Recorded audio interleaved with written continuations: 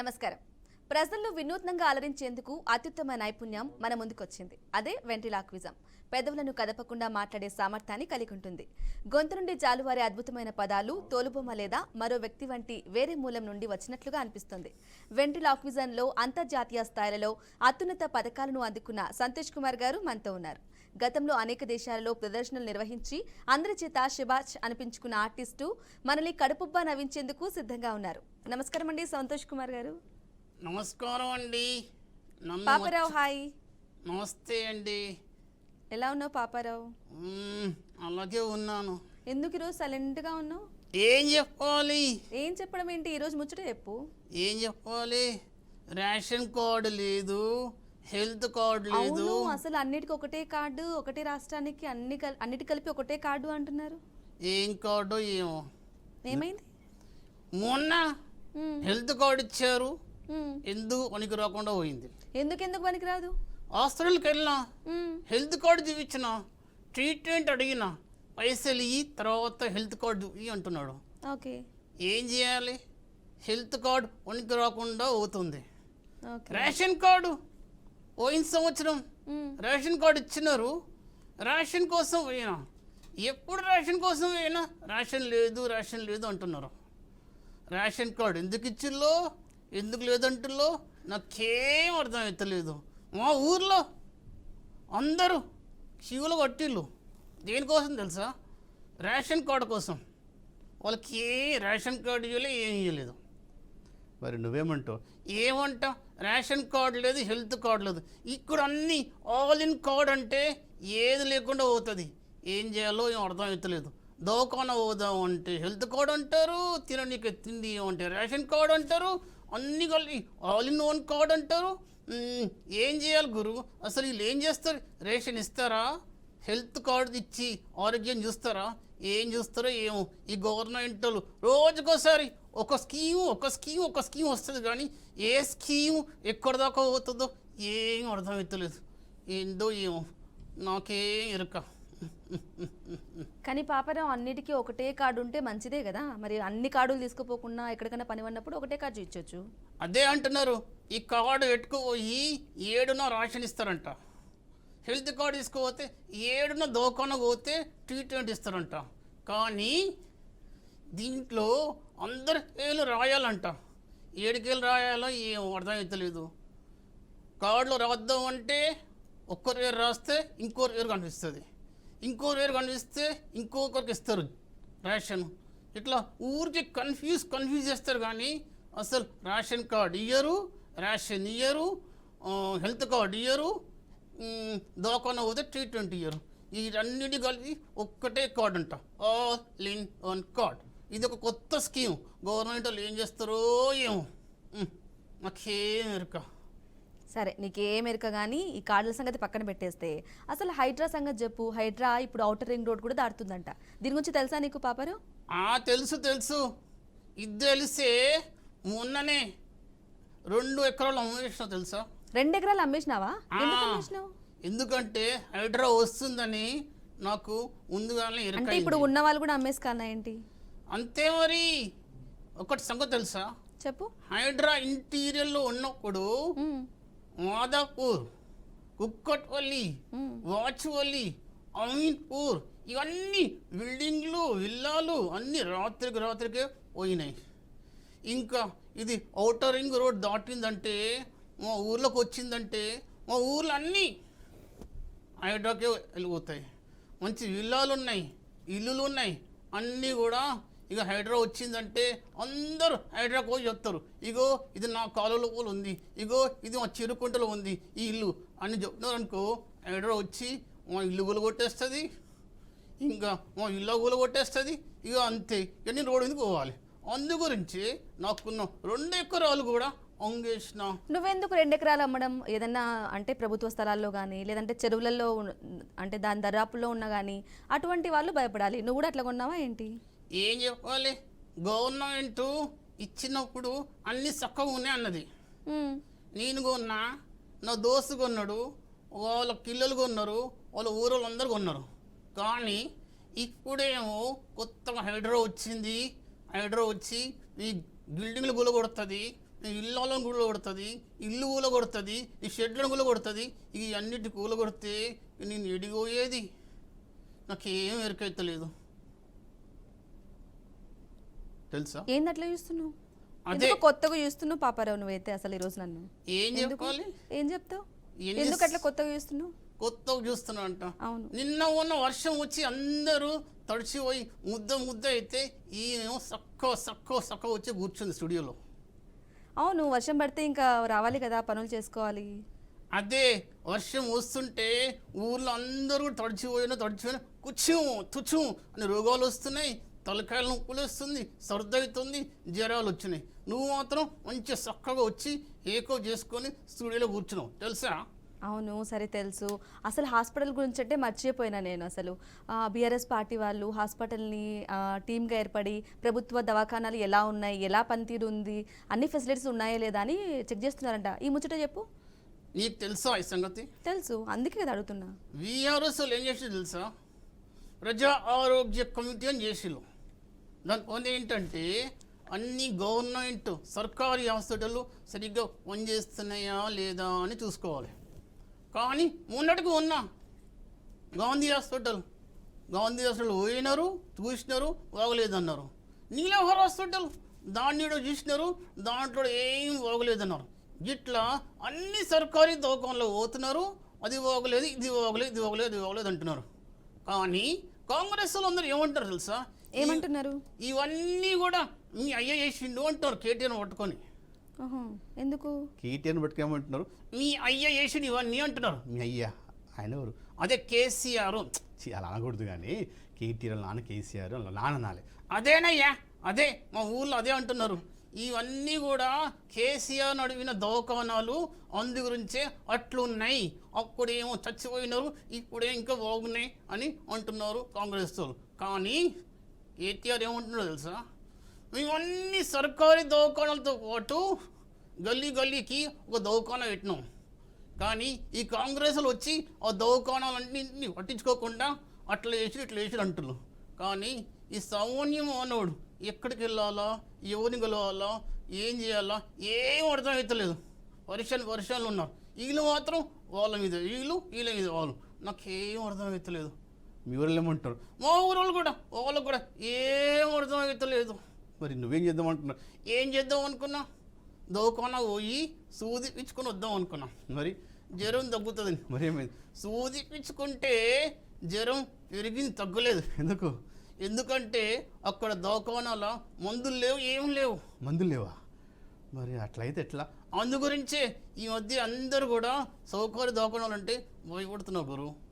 మరి నువ్వేమంటావు? నాకేం ఎరుక. మరి మీ ఊరు వాళ్ళందరూ ఏమంటున్నారు? వాళ్ళకేం ఎరుక. భలే చెప్తున్నావు పాపారావు, నువ్వు అన్ని చెప్పేది చెప్తున్నావు, మళ్ళీ లాస్ట్లో నాకేం ఎరుక అంటున్నావు. మీ వాళ్ళు ఏమంటున్నారంటే కూడా మా వాళ్ళు కూడా నాకేం ఎరుక అంటే చెప్తావు, తప్పించుకుంటావు. సరే కానీ వర్షాలు పడుతున్నాయి, అసలే జాగ్రత్తగా ఉండాలి. ట్రాన్స్ఫార్మర్లు పేరుతున్నాయంట, అసలు పాపారావు పేలేటప్పుడు చాలా జాగ్రత్తగా ఉండాలా. ఆ ముచ్చట చెప్పు. నీకు తెలుసా, చెప్పు. ప్రతి సంవత్సరం మా ఊర్లో ట్రాన్స్ఫార్మర్లు అన్నీ ఎగిరిపోతాయి తెలుసా. వర్షం వచ్చిందంటే చాలు, ఒకసారి ఒక ట్రాన్స్ఫార్మర్ పోతుంది, ఇంకోసారి ఇంకో ట్రాన్స్ఫార్మర్ పోతుంది. నిజంగా అసలు ఈ ట్రాన్స్ఫార్మర్ తోటి పెద్ద వర్షం వచ్చింది తెలుసా. అందుకే చాలా జాగ్రత్తగా ఉండాలి, పిల్లలు కూడా ట్రాన్స్ఫార్మర్ దగ్గరలో ఉండకుండా అట్లా ఉండాలి. అవి ఎందుకు ఇట్లా పేలుతున్నాయి? ఏం చెప్పాలి, ఎవడు పట్టించుకుంటాడో లేడు. గవర్నమెంట్ వాళ్ళు వచ్చి ట్రాన్స్ఫార్మర్లు తీసుకొచ్చి పెడతారు. ఈ కరెంటు డిపార్ట్మెంట్ వాళ్ళు వచ్చి ఇది పోయింది అది పోయింది అంటారు. ఇంకోటి తెలుసా, ఈ ట్రాన్స్ఫార్మర్లకి వర్షం వస్తే వర్షం నీళ్ళు కూడా ట్రాన్స్ఫార్మర్లు కూడా పోతున్నాయి. ట్రాన్స్ఫార్మర్లు కూడా వర్షాలు పోతున్నాయి. ఎందుకంటే లీకేజీలు. దేనికి? ట్రాన్స్ఫార్మర్ కూడా లీకేజీలు ఉంటున్నాయి తెలుసా.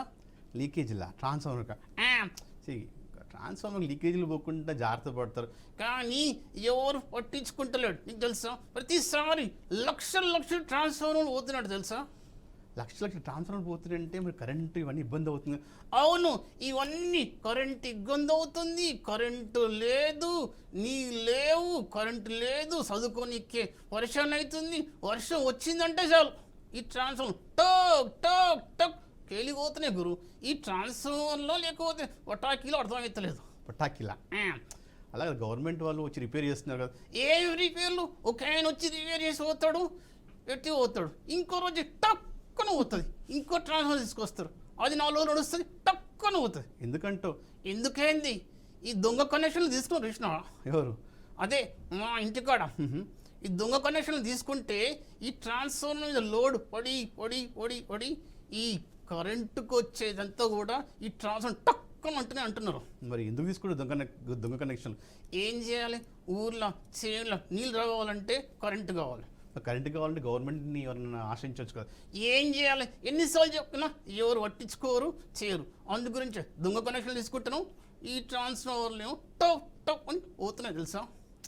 ఇవన్నీ అసలు ఈ ట్రాన్స్ఫార్మర్ పోతుంటే ఈ దొంగ కనెక్షన్లు తీసుకుంటే అసలు మీ ఊళ్ళో ఏమనుకుంటారు? ఏమనుకుంటారు? నాకేం ఎరక అంటారు. తప్పు కదా పాపారావు. అంతే కదా మరి. పాపారావు, నేనేమో మంచి మంచి ముచ్చట్లన్నీ తీసుకుని వస్తున్నాను, నీ దగ్గర అడిగి మరీ చెప్తున్నాను మీ వాళ్ళు ఏమంటున్నారని. కానీ నువ్వు ఇందాక నా మీదనే పడినావు చూడు, వర్షంలో తడుస్తుంది, మేకప్ వేసుకుంటుంది, రెడీ అయ్యి కూర్చుంటుంది అని నేను అలిగిన, బొంగమూతి పెట్టుకున్నా. నేను కూడా అలిగిన. నువ్వు అలగడం వద్దు, ఏమొద్దులే, కానీ మనం తర్వాత అలుగుందాం. అవును, మర్చిపోయి అసలు లడ్డు ఏంటి రాజకీయం అయిపోతుందంట, దీని గురించి చెప్పొచ్చు కదా. లడ్డులా?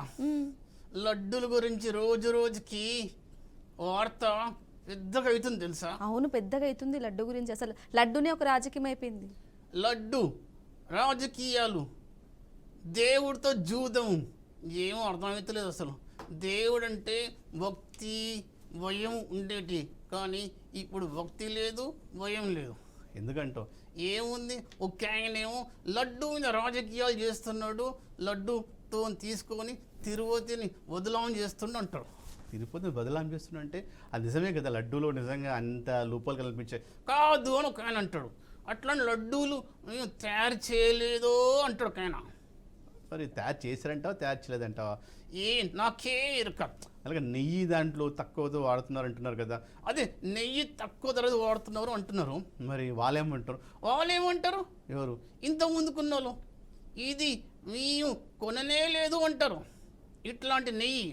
మరి అట్లా నెయ్యితో మరి లడ్డూలు తయారు చేస్తే మరి ఎలా ఉంటుంది? అదే అంటున్నా కదా, ఆ లడ్డూలు తయారు కాలేదు అంటారు.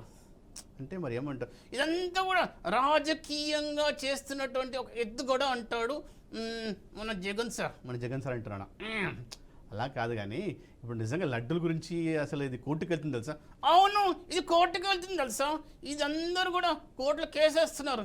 ఏంటంటే ఈ లడ్డూని తీసుకొని వీళ్ళందరూ కూడా కలిసి రాజకీయం చేస్తున్నారు. అసలు ఈ లడ్డు మంచి లడ్డు, కానీ ఈ చంద్రబాబు నాయుడే ఈ లడ్డూని తీసుకొచ్చి రాజకీయం చేస్తున్నాడు, ఈయన మంచైనా గానే కాదు అంటున్నాడు తెలుసా. సరే, వీళ్ళు వాళ్ళనుకుంటున్నారు, వీళ్ళు అనుకుంటున్నారు, కానీ అసలు దేవుడి గురించి ఇలాగా చేయడము, ఇలా రాజకీయం చేయడం అసలు లడ్డు విషయంలో ఏదేమైనా మంచిదంటావా? ఏముంది? ఏమంటావు? ఏమంట, ఇట్లా జరగకూడదు కదా. జరగకూడదు. కానీ వాళ్ళు వీళ్ళు అంటున్నారు, వీళ్ళు వాళ్ళని అంటున్నారు. ఎప్పుడు తగ్గుతుందో ఏమో ఈ సమస్య. ఏ సమస్య? కల్తీ సమస్య. కల్తీ సమస్య ఎక్కడ? అన్ని చోట్ల కల్తీ. సరే, మరి మీ వాళ్ళు ఏమనుకుంటున్నారు? ఏమనుకుంటున్నారు? ఇవన్నీ జరగకపోతే బాగుంటుంది, లేకపోతే దేవుడు శాపం ఇస్తాడు అంటాడు. దేవుడు శాపం ఇస్తాడు ఎవరికి? వాళ్ళకి వీళ్ళకి. సరే, నిజంగా బాగానే ఉంది. మరి నువ్వేమనుకుంటున్నావు? నాకేం ఎరుక. పాపరావు, లడ్డు తిన్నావా నువ్వు? లడ్డు తిన్నాను. ఎలా ఉంది? కానీ ఎంత యోధ వచ్చినా కూడా లడ్డుకు మాత్రం డిమాండ్ తగ్గుతలేదు తెలుసా. అవును, నాకు తెచ్చివ్వలేదు. మరి నువ్వు తిని ఎప్పుడు తిన్నావు? లడ్డు తీసుకొచ్చాను, ఇంట్లో పెట్టినా, ఫ్రిడ్జ్లో పెట్టినా. రేపు ఇస్తా. రేపు ఇస్తావా? నిజంగా ఇస్తావు కదా? ఇస్తాను. మీరే సాక్ష్యం చూడండి, నిజంగా ఇస్తావు. ఏమో మరి ఇస్తా అని చెప్తావు, మరి ఇవ్వకుండా ఉంటావు. నీకో సంగతి తెలుసా? చెప్పు. దేవుడి లడ్డు అట్లాంటివి చేస్తే కళ్ళు పోతాయి. అవును, కళ్ళు పోతాయి నిజంగానే. నిజంగా తెలుసా, మా నాయన చెప్తుండే ఏమని? తిరుపతి లడ్డు తింటే పుణ్యం వస్తుందని. కానీ ఇప్పుడు తింటే, కల్తీ లడ్డు తింటే కళ్ళు పోతాయి. ఊరిపోతే కళ్ళు కల్తీ చేసిన వాళ్ళే పోతాయి గురు. అంతే అంటావా? అంతే మరి. నువ్వేమంటావు? నాకేం ఎరుక. కళ్ళు పోతాయి నువ్వే అంటావు, మరి నీకేం ఎరుక నువ్వేంటావు? అంతే, కళ్ళు పోతాయి అంతే, నాకేం ఎరుక. సరే కానీ పాపారావు, ఢిల్లీ న్యూస్ ఏంటి అసలు? ఢిల్లీ న్యూస్ ఏంటి? దాని గురించి చెప్పు ఒకసారి. ఢిల్లీలో ఏమైంది తెలుసా? ఏమైంది? కొత్త సీఎం వచ్చింది. అవును. అతీష. అవును. ఆమె ఎందుకు వచ్చిందో ఏమో కానీ కూర్చునే కూర్చోమంటే కూర్చొని ఉంటది. ఎందుకు? మొన్ననే సీఎం అయినది. ఎవరు? అతీష. అవును. సీఎం అయినాక కేజ్రీవాల్ తన గురువు తన గురువు సీటుని కూర్చోను అని పక్కన ఒక తెల్ల సీట్ వేసుకొని కూర్చుందంట తెలుసా? కానీ మంచిదే కదా గురువుని పూజించడం అంటే, రెస్పెక్ట్ ఇస్తుంది. నీకు ఒక మాట ఎరికనా? ఏంటి? కోర్టు ఏముండదు తెలుసా? మ్మ్. లిక్కర్ కేసులో ఇరుక్కున్న కేజ్రీవాల్ ఉన్నది. కేజ్రీవాల్ లిక్కర్ కేసులో ఇరుక్కుంటే ఆయన మంచోడు అవుతాడా? ఆయన మంచోడు అవుతారా కాదనేది కోర్టు ఇంకా తేల్చాల్సింది కదా. అదే గురు ఇంకో కోర్టు తేల్చాల్సింది. ఆయన మాత్రం నేను మంచి వాడిని అంటున్నాడు. మరి అతిశయం అతిశయం కూడా. ఆయన శ్రీరామచంద్రుడు లాంటి వాడు, ఏం తప్పు చేయలేదు, మళ్ళీ ఎలక్షన్లోకి వెళ్తాడు, ఎలక్షన్లో విన్ అవుతాడు, మళ్ళీ వస్తాడు. అంతవరకు నేను ఒక్కన కుర్చీలో కూర్చుంటా కానీ ఆయన కుర్చీలో కూర్చొని ఉంటుంది గురు. ఆయన కూర్చుంటుందా? మరి ఇట్లా చేస్తే మరి సామాన్య మనల్ని ఏమనుకుంటున్నారు? ఏమనుకుంటారు? ఈయన సీఎం ఢిల్లీకా లేకపోతే కేజ్రీవాల్ ఇంటికా అంటున్నారు. అలా ఎందుకు అంటున్నారు? ఎందుకంటే ఈయన సీఎం అయితే జనాలను చూసుకోవాలి, అంతేగాని కేజ్రీవాల్ ఉంటాడా, కేజ్రీవాల్ పోతాడా, ఊకే కేజ్రీవాల్ గురించి ఆలోచిస్తే ఇక జనాలు ఏమనుకుంటారు? ఈయన సీఎం ఢిల్లీకా లేకపోతే కేజ్రీవాల్ ఇంటికా అనుకుంటారు. సరే కానీ పాపారావు, వరద బాధితులు 2 తెలుగు రాష్ట్రాల్లో వరద బాధితులు ఉన్నారు కదా, వాళ్ళకి ముఖ్యమంత్రి సహాయ నిధికి హెల్ప్ చేసినారు, ఆర్థిక సాయం ఇచ్చినారు. హీరోలు ఎంత గ్రేట్ కదా వాళ్ళ గురు. అసలు వాళ్ళ గురించి చెప్పు. ఏ హీరోలు? అవును, హీరోలు ఇచ్చినారు, మరి హెల్ప్ చేసినారు. నువ్వు ఇచ్చినావా? 1 రూపాయనే ఇచ్చినావా వాళ్ళకి? నీకు సంగతి తెలుసా? ఏంటి? ఈ హీరోలు ఉన్నారు ఇచ్చినావా? టికెట్లను ఎవరు కొంటున్నారు? ఆంధ్ర జనం కొంటున్నారు, తెలంగాణ జనం కొంటున్నారు. అవును, సినిమా చూడాలంటే కొనాలి, చూడాలి. అదే ఈ టికెట్లు కొంటున్నాం అంటే ఎన్ని పైసలు ఖర్చు అవుతాయి తెలుసా? ఎన్ని అవుతున్నాయి? కోట్లు ఖర్చు అవుతున్నాయి. అవును, కోట్లు అవుతాయి. ఇది ఎవరి జనం తెలుసా? ఎవరి ధనం? ఇదంతా కూడా ప్రజల ధనం. ఓ ప్రజల టికెట్లు కొంటే కూడా అది ప్రజల ధనం అంట. అంతే మరి. మరి వీళ్ళందరూ రాష్ట్ర ఈ వరద బాధితుల కోసం సహాయ నిధి కోసం డబ్బులు ఇస్తున్నారు కదా, మరి వాళ్ళ గురించి ఏమంటాం? ఏముంది గురు, తీసుకునే రిమ్యూనరేషన్ మాత్రం కోట్లలో తీసుకుంటున్నారు, ఇస్తుంది మాత్రం ఏదో లక్షలు ఇస్తున్నారు. అంటే నీ ఉద్దేశం ఏంటి? అంటే రెమ్యునరేషన్ కోట్లో తీసుకున్నప్పుడు వరద బాధితుల కోసం సాయం కూడా కోట్లలో ఇవ్వాలి కదా. అవును, కోట్లలో ఇవ్వాలి. అవును, ఎవరు చేస్తున్నారు? అందరు కూడా 50 లక్షలు 60 లక్షలు అంతే అయ్యిందని వెళ్ళిపోతున్నారు. కానీ ఇవన్నీ కూడా ప్రజలకి సహాయపడాలి గురు. అవును, మరి ప్రజలు సహాయపడాలి. అప్పుడే కదా మళ్ళీ వీళ్ళందరూ వచ్చి మళ్ళీ సినిమాలు చూస్తారు, అప్పుడే బాగుంటుంది. ఏమంటారు మీ ఊరిలో? ఏమంటున్నారు? ఇంకా పైసలు మాకు ఇస్తే బాగుండు కదా అంటున్నారు. అంటే అదే ఒక్కొక్క హీరో ఒక్కొక్క ఊరిని తీసుకొని చూసుకుంటే అది మంచిగా ఉంటుంది కదా అంటున్నారు. మరి వాళ్ళు చూసుకోవట్లేదా? ఏం చూసుకుంటున్నారు గురు, అందరు కూడా ఎవరికి వాళ్ళు బిజీ అయిపోయినారు. అవునా? సరే, మరి మీ ఊరందరూ ఏమనుకుంటున్నారు? ఏమనుకుంటారు? నాకేం ఎరుక అంటారు. సరే పాపారావు, అన్ని ముచ్చట్లు బాగా చెప్పినావు, ఈరోజు అయితే బాగా చెప్పినావు, నా గురించి కూడా చెప్పినావు, నన్ను చెప్పకనే ఏదో తిట్టినావు. సరే, దీని గురించి మళ్ళీ మాట్లాడుకుందాం మనం. థ్యాంక్ యూ సంతోష్ గారు అండ్ పాపారావు గారు, థ్యాంక్ యూ ఈరోజు విశేషాలన్నీ చెప్పినందుకు. సో చూసారు కదండి, ఇది వాటి కార్యక్రమం. మరో కార్యక్రమంతో మళ్ళీ కలుద్దాం. చూస్తూనే ఉండండి BRK న్యూస్.